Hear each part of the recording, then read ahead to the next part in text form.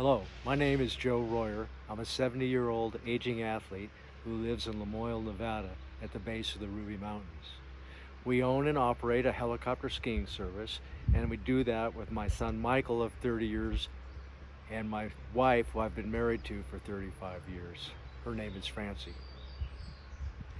I grew up in Marin County, just north of San Francisco, and I've been skiing for 68 years, which is a long time.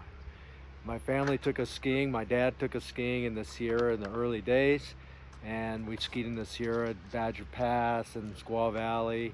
We skied all around, and it was really a cool time to grow up in skiing in the 50s and 60s. And I can remember my parents were so stoked to come out with buckled boots and skis with edges on them. It was a pretty cool thing. During the 60s, I was growing up. I was 18 years old in 1968. I graduated from high school. I had a lot of issues, as most teenagers do. I did as much skiing as I could on my own and did a lot of surfing. I ended up moving we would go surfing down in Mexico on a consistent basis.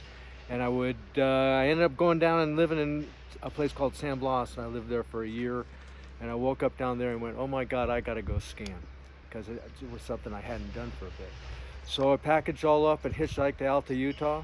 I got a job in Alta cooking hamburgers at the gold miner's daughter, and got a job at Snowbird on the ground floor, where we started doing avalanche work and ski patrol work. And Snowbird was brand new, and nobody really knew that much about that particular terrain. So it was a huge amount of great learning experience.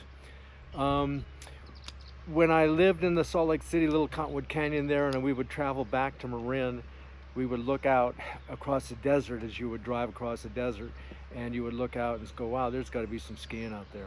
And at that time, it was a 2-lane road, and every trip out, it would be this wild adventure, and you just try to make it from town to town in these old Volkswagens. It was a pretty cool thing. So anyway, we would look out here and we would look and say, wow, there's got to be some skiing there. And we've been incredibly lucky. But along those same lines with the luck, you guys, what comes is hard work.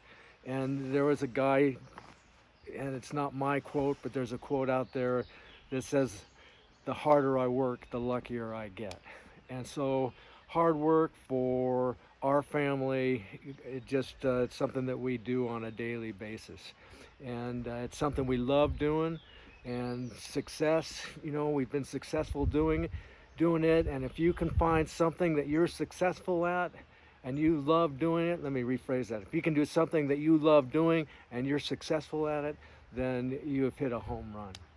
In closing, just to try to make good decisions, and that's really what you need to do. Take a scale. If you have a scale and you have it balanced out on one side or the other, take those options and put them on that scale, and then make your decision according to what those options might be. The worst decision is not making one.